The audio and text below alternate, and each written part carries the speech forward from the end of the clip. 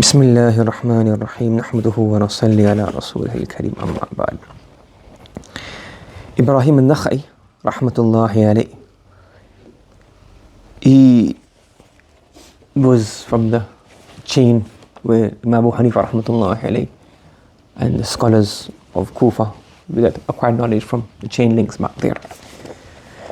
So he has a very interesting statement. He says, كانوا يكرهون أن يسألوا الله العافية بحضرة المبتلى. That the scholars, the ulama, the righteous, from the adab is that you do not ask Allah subhanahu wa ta'ala for afiyah in the company or in the presence of somebody who's afflicted with a difficulty. Let's say, for example, let's say somebody's child has passed away. It's against muru'ah, against etiquettes, against good manners and good character that you say to Allah, please don't let my son or my daughter pass away at a young age. It's not muru'ah. You understand what he's saying here? Somebody has cancer, you go visit them, you say, may Allah save me from cancer. It's not good manners and good character. So this is one simple adab. But the bigger point that we learn from this is that in our day-to-day conversations, we shouldn't just be like, just keep talking. You can talk a lot, but it should be thoughtful. Like, what am I saying? What are the implications of my speech? If I say this, how is the reaction going to be? Is it going to hurt his feelings, hurt her feelings? Is it going to bring benefit? Is this the right thing to say right now? Is there a better way of saying this? And we should be very, very particular and very precautious in our behavior and our wording to other people. And to hurt somebody's feelings, to hurt things is very, very something people look after. I've never seen this, but I've heard my teacher Mullah Salim Sahib mentioned a story that one person, he was a scribe, a katib. So he used to write the mushaf, and he used to sell it. So he was writing one part of the Quran, and what's about the Quran? You have two words, qawarir. So qawarira min fidda. Yes? So you stop here, qawarira, and he's repeating qawarira min fidda. So word qawarira comes twice. So when he was writing, sometimes people do calligraphy and write it. It's like people watch, like, oh, he's writing the word. So he wrote the word qawarir, and the word qawarira came again, and then he carried on writing. So one person they said, oh, you wrote the word qawarir twice by mistake. You wrote the word qawarira twice by mistake, but actually it is qawarir is one last part, last for the previous verse, and the first part of the next verse. So the scribe, what he done was, he said, oh, Jazakallah, he got a pen, and he just circled the word qawarir, the second qawarir. And in those times, not like a type you delete, you backspace, or you just get erase and erase. When you write with the ink, then you have to then scrape the ink off. So when the person went away, he started scraping the ink off. So somebody said, why not just tell him that he doesn't know? He said it's easier to remove the ink than to remove the pain and the insult and the hurt that he will feel of being embarrassed by making such a silly mistake. So I'll just circle it, and when he goes away, I'll change it again, because then I don't hurt his feelings in front of everybody, because probably everybody watching him write doing the calligraphy, so it'll embarrass him a bit. There's also another story regarding Hatim al-Asam. Hatim? I think it's Hatim al-Asam. And one scholar, he became known as al-Asam. What's Asam mean?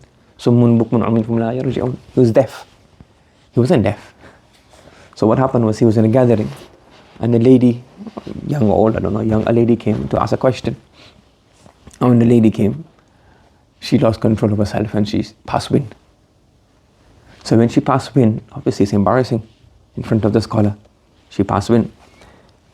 So when she was waiting, or she was coming close, so he said, can you please repeat the question again? I didn't hear you. So she was probably really embarrassing that I passed wind in front of the sheikh, in front of the teacher. So, or maybe it's one or two people. So he said, I couldn't. So he acted as if his hearing was quite low. He couldn't hear properly. He done it so much that when the woman had to speak so loud that she had itminan, and she was convinced that he probably didn't hear me pass wind. Yes? Just so that you don't embarrass her. But that's not the main thing. The main thing is, after the lady went away, the students understood what happened. But he kept on saying, he kept on pretending as if he couldn't hear. until that lady passed away. This is quite old. Until that lady passed away, she moved house, moved cities or villages.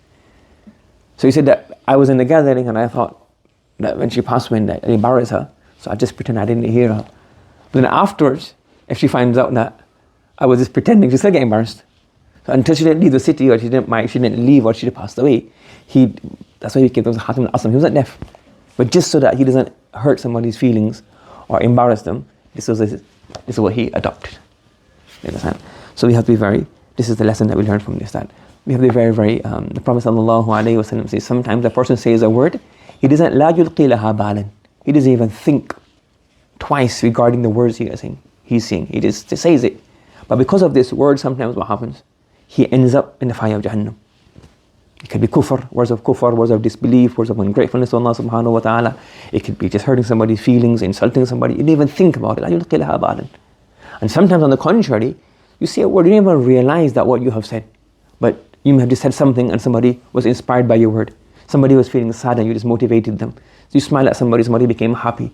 You don't even think I'm doing some amal. But what happens? Because of this, you have high status in, you acquire very high, lofty status in Jannah. So our tongue, our behavior, we have to be conscious of it. It doesn't mean that you have to be really boring or always, but it's like, just think twice. So in this joke, this joke is going to be good. We're going to mess around here, but it's okay. But no, this is going to hurt his feelings. You can't do this. So you have to think twice. You have to be cautious. And that's what you have to do. A bit of tawajjuh, a bit of tanabbuh. That what am I saying? And if practice, that's what we say in Urdu, tol, fir bol. What does tol mean? To weigh something, wazan.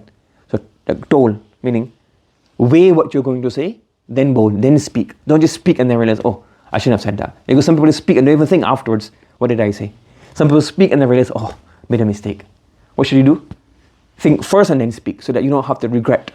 Yes, you don't have a kalima or any word that you regret saying hurt somebody's feelings. And sometimes happens as well. You have to think very carefully. And sometimes, like nowadays, very common is people just give talaq.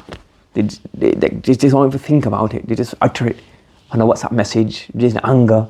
Those of you who are married, those of you not married. This is the word talaq shouldn't be in your vocabulary. Meaning, it is permissible, but it's not something that you just issue talaq. It's without thinking. It's like, okay, it's not something you get in anger, you issue a talaq. You have to control your tongue. Say, no, if talaq is to be issued, okay, we've thought about it and planned it that, okay, if this is now something that we actually agreed upon this, or we've been through all the process, and now I'm going to issue it. It's okay, on Friday I'm going to issue it. So it's not something that's spontaneous, but you have to have the habit of controlling your tongue. If you just say everything, you get so angry you can't control what you say. You just utter swear words, you just utter anything, then this happens. And then so many people, like sometimes speak muftis, like so many, that's like one of the problems. So many people just come and say, oh, what do I do now? What am I going to do now? You're going to issue talaq. So be very, very careful regarding this word and also all other words, in our tongue. This lisan is, what we say in Urdu, to dhari talwar. It's a sword that has two edges. Well, all swords have two edges. But meaning it can benefit and it can also harm. The benefit is it can give you lots of reward, and the harm makers end up causing lots of problems in this dunya and the hereafter. May Allah subhanahu wa ta'ala give us ability to act upon this. Subhanallah wa bihamdi, subhanakallahumma wa bihamdika, wa nashhadu an la ilaha illa anta, nastaghfiruka wa natubu ilayk.